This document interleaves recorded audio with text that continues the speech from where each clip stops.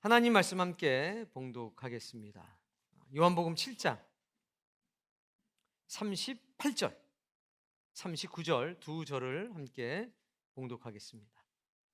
나를 믿는 자는 성경의 이름과 같이 그 배에서 생수의 강이 흘러나오리라 하시니, 이는 그를 믿는 자들이 받을 성령을 가리켜 말씀하신 것이라. 예수께서 아직 영광을 받지 않으셨으므로 성령이 아직 그들에게 계시지 아니하시더라. 아멘. 이거는 필수입니다. 선택이 아니라 필수예요. 특히 이 말씀이 중요한 이유는 우리는 광야와 같은 인생길을 걸어가고 있습니다. 그러니까 물을 공급받지 않으면 살아갈 수가 없는 겁니다. 우리가 이제 제대로 인식해야 될 것이 있는데, 그 위로라고 하는 게, 야, 괜찮아, 괜찮아. 대한민국에 특별한 사건이 한 번 있었습니다. 하나는 김재동 씨, 하나는 서장훈 씨. 그 위로의 문제 때문에 격전이 벌어졌었죠. 그 영상은 찾아서 다 보길 바랍니다. 김재동 씨는 뭐라고 얘기했었냐면, 괜찮다. 너 하고 싶은 일 하고 즐기면서 인생을 살아라 라고 얘기를 했습니다. 서장훈은 뭐라고 얘기했습니까? 뭐 즐기는 사람이 노력하는 사람을 이긴다는 건 새빨간 거짓말이다. 난 그렇게 된 걸 한 번도 본 적이 없다라고 얘기했죠. 감론을박 여러 가지가 있었습니다. 우리 현실을 정확하게 이야기해 줄 필요가 있습니다. 신앙은요, 낭만이 아닙니다. 이 믿음의 삶은요, 처절한 영적인 전투라는 것을 기억해야 합니다. 배에서 생수의 강이 흘러나오지 않으면 이 광야 같은 영적 전쟁의 길을 견뎌낼 수가 없습니다. 그래서 이건 필수라고요. 그래서 오늘 우리의 자녀들이, 또 새로 믿음의 길을 시작하는 사람들이 엄중하게 하나님의 말씀을 받아들이고, 그 피크닉 가는 것처럼 교회 오는 것이 아니라 정말 비장한 영적인 전쟁을 한다는 마음가짐으로 예배당 문을 두드릴 수 있도록 그렇게 훈련시키고 준비하셔야 합니다. 그런 사람이 무언가 누릴 만한 자격이 있는 거죠. 너무 얄팍한 위로, 너무 얄팍한 구원, 이런 것들에 대해서 오염돼 가고 있는 것이 현실이라는 겁니다. 성경 어디도 그런 구절이 없다는 거죠. 성경은 찾아보면 찾아볼수록 환난이 있다라고 말씀을 하십니다. 그리고 그 환난을 이기라고 말씀을 하십니다. 말씀드렸잖아요. 광야 같은 인생길이라고. 여기에는 갈증이 있는 것이 당연하고 배고픔이 있는 것이 당연합니다. 영적인 전쟁이라는 겁니다. 여기 이기려면 배에서 생수의 강이 흘러 나오는 길 외에 다른 길이 없습니다. 자, 39절 말씀 보실까요? 이는 그를 믿는 자들이 받을 성령을 가리켜 말씀하신 거다. 성령님이 우리 안에서 내주하시면서 역사하셔야 된다는 겁니다. 근데 성령님이 우리 가운데에 임재하실 때 나타나는 정확한 증상이 있다는 겁니다. 요한복음 3장이 이것을 잘 보여주는데요, 잘 들어보세요. 성령님은 본래 어디 계셨냐면 하늘 위에 계셨습니다. 근데 그 성령님께서 말씀을 가지고 이 세상에 오셨습니다. 그래서 하나님의 말씀이 증거될 때 우리는 그 말씀을 통해서 성령님을 같이 영접하게 되는 겁니다. 그러니까 말씀이 내 안에 들어와서 믿음이 될 때 성령님도 그 말씀을 타고 함께 들어오십니다. 그러니까 성령님이 충만한 상태는요, 하나님의 말씀이 들어와서 내게 믿음이 되어 있는 상태입니다. 말씀이 믿음이 되어 있질 않으면 성령님의 충만한 상태가 우리 안에 이루어지질 않습니다. 하나님의 말씀이 믿음이 되어서 성령님이 충분하게 역사하시고 활동하실 때에 내 말 속에, 내 행동 속에 생수의 강이 흘러 넘치는 겁니다. 이 과정을 정확하게 인지하셔야 됩니다. 그리고 말씀을 들을 때 결코 믿음이 되질 않습니다. 말씀은 지키고 행하여 인내로 결실할 때 비로소 믿음이 되는 겁니다.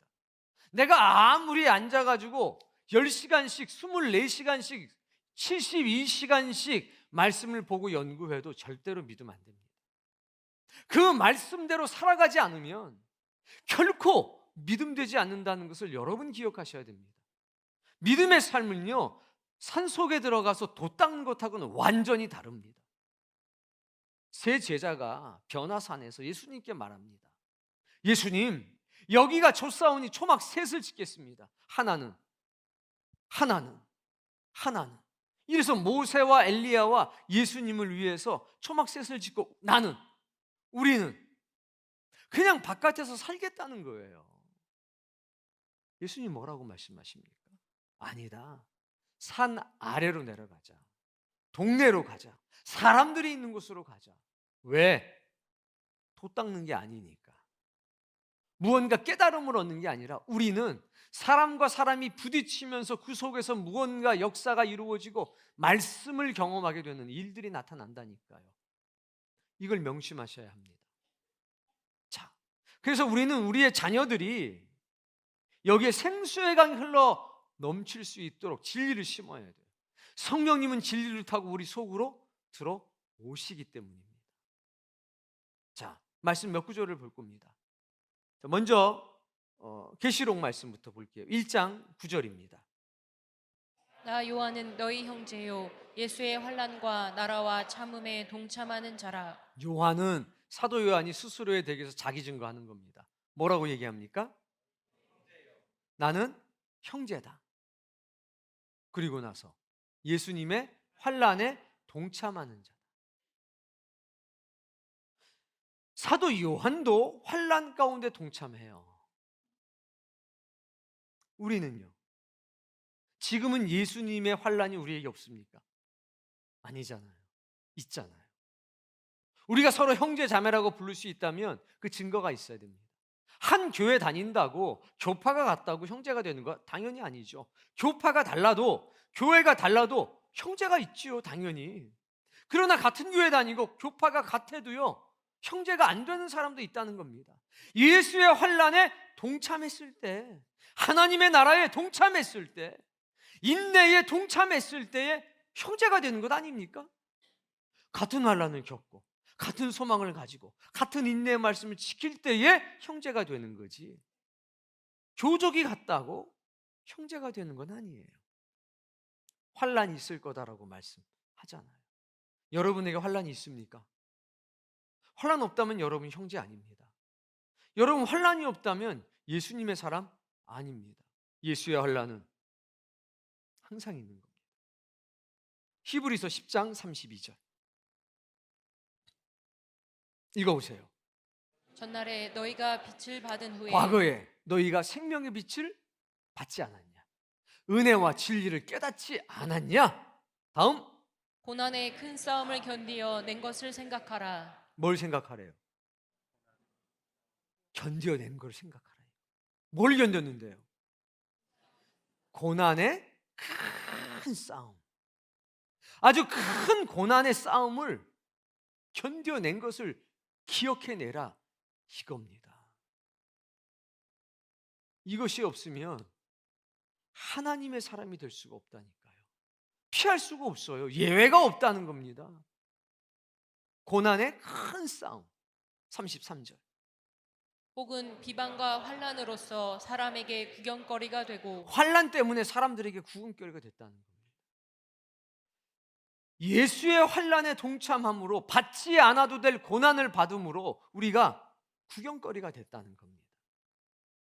믿는 사람들에게는 그러니까 환난이 필수인 겁니다. 고난이 필수인 겁니다. 34절.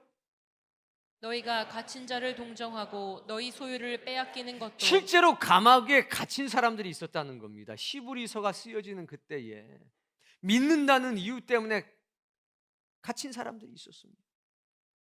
그럼 유력한 사람들이 자기 재산을 팔아서 그 사람을 감옥에서 끄집어내기도 했고, 심지어 지도자들 중에서는 대신 그 사람을 꺼내오고 대신 옥살이를 하는 사람도 있었다는 겁니다. 너희 소유를 빼앗기는 것도 기쁘게 당한 것은 바로 그겁니다. 내 재산을 팔아서 옥에 갇힌 그리스도인을 한 사람을 꺼내오는 것, 그것도 기쁘게 여기지 않았냐? 왜? 더 낫고 영원한 소유가 있기 때문에. 그런 환란이 지금이라도 없겠습니까? 당연히 있죠. 영적으로 여전히 있습니다. 이건 영적인 싸움이 계속 되는 겁니다. 이 환난을 견딜 수 있도록 양육해야 되지 않습니까? 근데 이건 영적인 싸움이라 혈과 육의 싸움이 아니기 때문에 진리로 무장되지 않으면 이거 견딜 수가 없는 겁니다. 계속 얘기하죠. 계시록 2장 10절 말씀. 너는 장차 받을 고난을 두려워하지 말라. 뭐라고 말씀하세요? 고난을 두려워하지 말라. 우리는요, 우리의 자녀들을, 젊은 일꾼들을 고난을 피하는 사람이 아니라 고난과 당당히 맞서 싸우는 사람으로 양육해야 합니다. 지금 있는 고난보다 앞으로 있을 고난은 더 강력하기 때문이죠. 고난을 두려워하지 않는 사람, 그런 사람으로 만들어내야 됩니다. 고난을 견디고 극복하고 이겨낼 수 있는 사람으로 만들어내야 됩니다. 생수의 강이 흐르지 않고는 이거는 될 수가 없는 겁니다. 사람이 이거 우리가 마귀 못 이겨요. 우리 힘으로 어떻게 이깁니까? 마귀는 자지도 않고 먹지도 않는데 우리는 자야 되고 먹어야 되는 사람인데 생수의 강이 흘러 넘쳐야 됩니다. 이거 아니면 이길 길이 없는 겁니다. 마귀가 읽어봅시다. 장차 너희 가운데에서 몇 사람을 옥에 던져 시험을 받게 하리니 마귀가 너희 가운데서 옥에 던질 사람도 있다. 두려워하지 말라 이겁니다. 계속 너희가 10일 동안 환난을 받으리라. 이 10일이 날짜 10일이 하루 이틀 이거 아니잖아요. 영적인 숫자잖아요. 그러니까 우리의 살아나가는 동안에는 이 환난이 계속 있다는 겁니다. 근데 뭐라고 뒤에 말씀하십니까? 내가 죽도록 충성하라. 환난이 지금보다 더한 환난이 올 텐데 그래도 죽도록 충성하라. 죽을 만큼 충성하라. 죽더라도 충성을 하라. 그리하면 내가 생명의 간을 줄 것이라. 이런 믿음의 신념을 심어줘야 되는 것 아닙니까? 야, 교회 가면 떡이 나오냐 밥이 나오냐? 안 나올 수 있어요. 그러나 우리는 교회에서 떡 먹으려고 밥 먹으려고 나오는 게 아니라 내 삶과 내 인생을 들여서라도 영원한 것을 얻기 위해 나온 거 아닙니까? 사람이 주는 게 아니라 하나님이 주시는 것을 얻으려고 나가는 거 아닙니까? 그래서 조롱거리가 되는 거죠. 뭐가 안 보이잖아요. 여기 올 때마다 통장 하나씩 만들어가지고 10만 원씩 찍어주면 우와, 뭐 일주일에 10번도 나올걸요? 주일날은 10만 원, 평일날은 5만 원, 새벽에는 3만 원. 안 나오겠어요? 억수로 나오겠지? 눈에 보이는 게 있다면 누가 안 믿겠냐는 거예요. 그러나 우리의 소망은 보이지 않는 것 가운데 있기 때문에 진리를 아는 지식이 있어야 된다는 겁니다. 사람끼리 아무리 친해도 소용없어요. 교회 아니더라도 어디 친목단체 가면 사람들끼리 친하잖아요. 뭐 동문회, 동창회, 무슨 클럽. 근데 거기에는 하나님의 나라가 없잖아요. 우리가 여기 왜 나옵니까? 이쁜 자매가 있어서 멋진 형제가 있어서 나오는 거 아니잖아요. 무언가 여기 떡도 생기고 먹을 것도 생기고 나오는 거 아니잖아요. 더 낫고 영구한 산업이 있다는 것을 믿기 때문입니다. 성경은 말합니다. 고난을 두려워하지 말아라. 10일 동안 환난을 받을 건데 그때가 돼도 죽도록 충성해야 돼. 그러면 생명의 멸관을 얻을 수 있어. 결국 이것을 극복하지 못하면 누구나 주저앉을 수밖에 없다는 거잖아요. 근데 어떤 분들은 얘기합니다. 하나님 나라는 따놓은 당상이요. 누구 맘대로요. 왜 영적인 전쟁을 얘기하지 않습니까? 영적인 전쟁이 있는 겁니다. 그러니까 우리는 어린 아이와 같은 갓난 아이와 같은 신자 만들지 말고 십자가에 군사 만들어야 합니다. 여기서 생수의 강이 흘러 나와야 합니다. 여기 부모님들에게 물어볼게요. 여러분 자녀들 귀엽죠? 이쁘죠? 안 자랐으면 좋겠죠?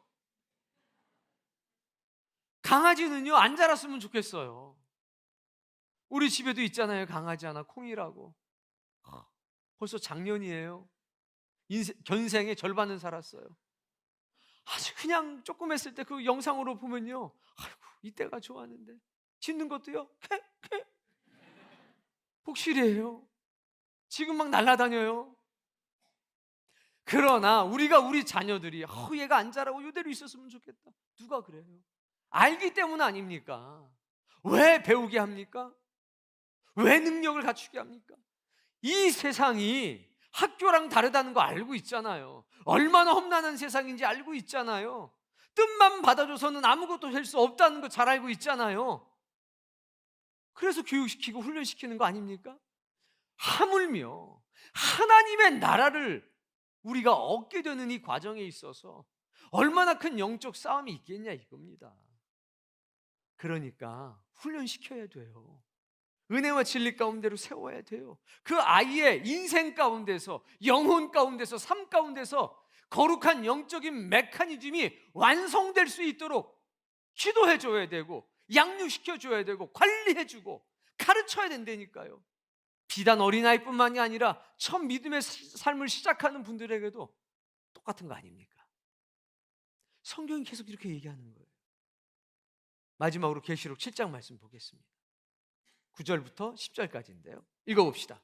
이 일 후에 내가 보니 각 나라와 족속과 백성과 방언에서 아무도 능히 셀 수 없는 큰 무리가 나와 흰 옷을 입고 자, 큰 무리가 나와요. 큰 무리가 나오는데 전부 다 흰옷을 입었어. 손에 종려가지를 들었습니다. 그러니까 승리를 축하하는 겁니다. 보좌 앞과 어린 양 앞에 섰습니다. 하나님의 보좌까지 가는 거죠. 흰옷을 입은 큰 무리가. 그러니까 지구상에는요, 하나님께서 인정하는 사람들이 곳곳에 많이 숨어 있어요. 우린 다 갔으면 좋겠어요, 이 무리 가운데. 그런데 하나님의 보좌 어린 양 앞에 서지요. 10절 말씀. 큰 소리로 외쳐 이르되 구원하심이 보좌에 앉으신 우리 하나님과 어린 양에게 있도다 하니 영광을 돌리는 거예요. 이들이 누구냐 물어봅니다. 저 모르겠는데요. 당신이 아십니다 했더니 14절. 내가 말하기를 내 주여 당신이 아시나이다 하니 그가 나에게 이르되 이는 큰 환난에서 나오는 자들인데 이 큰 무리는 흰 옷을 입고 나오는 큰 무리는 어디에서 나와요? 어떤 환난? 큰 환난. 아주 커다란 환난 가운데 나오는 사람들이에요. 그럼 여러분, 큰 환난을 만나면 그 속으로 뛰어들라고 해야 됩니까? 예, 피해 가자. 이렇게 가르쳐야 됩니까? 그럼 오늘 서리 집사 임직 받은 여러분들은 큰 환난으로 막 이제 자식들 데리고 막 들어갈 준비가 됐습니까? 이게 살 길이야? 아니면 저 장로들 가는 거 보고, 아니면 저 안수 집사들 권사들 가는 거 보고 그때 천천히 결정을 하자, 이런 거예요. 하나님의 보좌로 나가는 건 좋은데 그 환난, 큰 환난은 뚫고만 갈 수 있다는 거 성경이 말씀하지 않습니다. 제 얘기가 아니라 하나님의 말씀이 그러잖아요. 그러면 이거를 준비시켜야 되지 않을까요? 제가 만약에 의로운 종이고 참 종이라면 큰 환난 속에 들어가서 견디고 이길 수 있도록 우리 준비해야 합니다. 이렇게 설교를 해야 될까요? 저만 믿고 따라오시면 됩니다. 아무 걱정 마십시오. 이래야 될까요? 일단 성경은 덮읍시다. 골치 아프니까.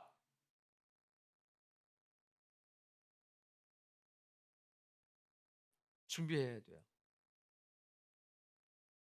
이 성경의 가르침이에요. 말씀으로는 믿기만 하면 터진다고 했어요. 맞아요. 근데 믿는다는 게 뭐냐는 거예요. 누가복음 8장 15절 말씀. 먼저 찾으신 분이 읽어보세요. 좋은 땅에 있다는 것은 착하고 좋은 마음으로 말씀을 듣고 지키어 인내로 결실하는 자니라. 믿는다는 게 뭐냐? 예수님 프로 얘기하시는 거죠. 믿는다는 게 뭐냐? 착하고 좋은 마음으로 말씀을 들어요. 이게 1번이에요. 기본이죠. 막 책망을 하던, 야 천국 가는 거는 바늘기야 막 좁아. 1000명 나가는 상금에 900명 떨어지고 막 이래도 감사합니다 하나님. 좋은 마음으로, 이건 나 살리려고 하시는 말씀이야, 이렇게 받아들이는 거. 오늘도 날 두들겨 패시는구나, 할렐루야 감사합니다. 맞을 때마다 죄와 악이 사라질 줄로 믿습니다, 이렇게 듣는 거죠. 이게 착하고 좋은 마음으로 듣는 거예요. 이게 1번이고, 두 번째, 지키요. 아니 뭘 인내 아직 안 가면 안 돼요. 아직 가면 안 돼. 지켜야지. 세상에 지킬 말씀이 너무 많은 거예요. 근데 우리는 어떤 이유와 핑계를 대고 안 지켜요. 그리고 버텨요. 유교적 신앙을 버리시기 바랍니다. 기독교적 신앙을 회복해야지 유교적 신앙을 하시면 안 돼요. 유교적 풍습 바탕 아래서 진리를 받아들이면 안 된다고요. 그걸 내려놓고 그냥 말씀을 그대로 받아야 돼요. 지켜야 돼요. 하나님의 말씀을 지켜야 돼요. 지키는 게 그 말씀을 먹는 거란 말이에요. 듣는 게 먹는 게 아니라 지키는 게 먹는 거예요. 듣는 거는 예를 들어서 갈비 좋아하세요? 집사님? 갈비. 못 드셔보셨으면 제가 사드리려고. 아니, 갈비를 뼈채 먹어요? 아니면 뼈는 버리고 살만 먹어요? 전 세계 사람들 중에서 뼈를 일단 식탁 자리에 나오게 하는 건 우리나라밖에 없대요. 수입할 때도 뼈채 수입을 해야 돼요. 왜? 진짜인지 가짜인지, 진짜 갈비살인지 뭐 어떻게 하냐. 갈비 뼈를 봐야 알지. 외국 사람은 전부 다 갈비 뼈는 버리고요, 살만, 갈비 살만 먹는데 우리는요, 수입할 때도 뼈째 붙여서 사와요. 비싸게 사오는 거예요. 먹지도 않을 뼈를 붙여가지고 250g 1인분이잖아. 그럼 뼈가 많은 게 좋아요, 적은 게 좋아요? 근데 뼈 없으면 어때요? 좀 서운하죠. 이 얘기가 왜 나왔죠? 음, 지키는 건 뼈 발라내고 살을 씹어 먹는 거고요. 듣는 거는요, 안 지킨다는 거 그냥 뼈채에 집어넣는 거예요. 막 살아요, 죽어요. 지켜야 돼요. 세 번째, 인내로 결심. 참아야 돼요. 견뎌야 돼요. 버텨야 돼요. 그래서 열매로 맺어질 때 그게 믿음이 되는 겁니다. 이 오랜 시간이 필요하다는 겁니다. 내가 말씀을 들었다고 해서 그 말씀대로 바로 살 수 없어요. 어떤 건 시간이 걸려요. 근데 시간이 걸린다고 뒷짐지고서 주머니에 손 넣고 있다가 아니잖아요. 이걸 마음속에 새겨놔야죠. 하나님, 내가 지금 이 말씀을 감당할 수가 없는데 이 말씀이 옳습니다. 지금은 내가 이렇게 살지 못하지만 이 말씀이 옳습니다. 이 말씀이 나를 이기게 해 주옵소서. 이게 인내예요. 포기하지 않고 끝까지 버티는 거죠. 간구하면서, 인정하면서, 회개하면서 버티는 겁니다. 이게 믿음이에요. 이게. 오늘 여러분들에게 이런 믿음이 있어야 합니다. 여러분, 환난을 준비하셔야 돼요. 영적인 싸움을 준비하셔야 돼요. 우리는 교회에서 뭐 좀 친하게 지내다가 이거 아니잖아요. 우린 목적이 분명히 하나님 나라예요. 아까도 찬양하셨잖아요. 우리가 꿈꾸는 나라. 그것은 고향이라면요, 그것이 실존한다면서요. 뿐만 아니죠. 아까 그 은혜로운 찬양 있잖아요.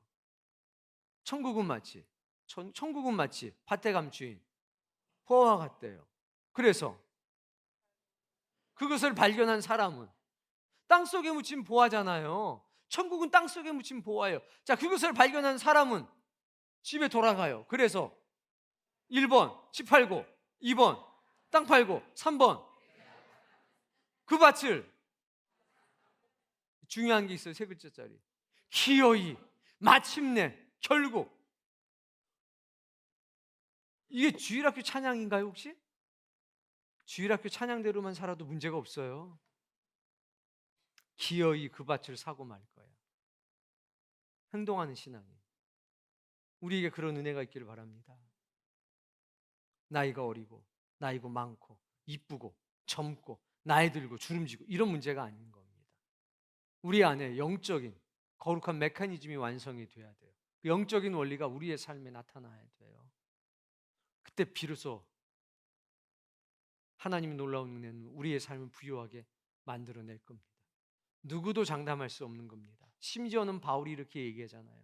내가 다른 사람에게 복음을 전하고 내가 혹시 쓰러지고 넘어질까 봐 나는 조심한다라고 얘기하잖아요. 구원에 확신이 없어서 그런 건 아닙니다. 구원에 확신이 있기 때문에 더 조심스러운 거죠.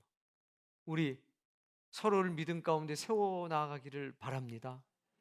그게 우리나라 좋은 나라, 우리 교회 좋은 교회가 되는 거겠죠. 힘이 있어야 돼요. 영적인 능력이 있어야 합니다. 그래서 이 생수의 강이 흘러넘치는 아주 얕은 일시적인 위로가 아니라 진짜 이런 환난을 이겨낼 수 있도록 만들어주는 게 진짜 위로 아닐까요? 세상이 만만치 않다는 거, 하나님의 나라가 만만치 않다는 거, 그러나 네가 일하겠다면, 네가 도전해보겠다면 내가 도와주겠다는 거, 이게 맞는 거 아닐까요? 남 원망하고, 기성세대 원망하고, 다른 사람 원망하고, 그래서 얻어지는 게 뭐예요? 아무것도 없어요. 누가 핍박을 해요? 견뎌내요? 이겨내요? 억울해요? 성공해서 원수 갚아요. 그게 성경의 가르침 아닙니까? 우리 그렇게 삽시다. 남 원망하며 살지 말고, 그것도 이기라고 주신 시험이다, 이겨내자고요. 다윗 핍박했잖아요. 어떻게 됐어요? 다윗이 이겨냈잖아요. 견뎌냈잖아요. 극복해냈잖아. 우리도 마찬가지죠. 억울해요. 이겨내고 견뎌냅시다. 원수 갚지 말고 성공함으로 원수를 갚자고요. 그들이 넘볼 수 없는 위대한 신앙의 유산을 남기는 것으로 승리하자고요. 그런 믿음으로 살아가길 바랍니다. 오늘 오후에 봉사활동 가신 분들 애 많이 쓰셨습니다. 여러분의 수고로움을 하나님이 기억하시고 인정해 주실 겁니다. 여러분에게 낡아지지 않은 배낭이 만들어진 것으로 믿습니다. 특별히 임직하신 서리 집사님들, 또 권찰님들 축복합니다. 하나님의 열심으로 세워지세요. 그리고 이제는 반공인으로 살아가세요. 하나님의 특별한 섭리가 여러분을 지지해 주실 겁니다.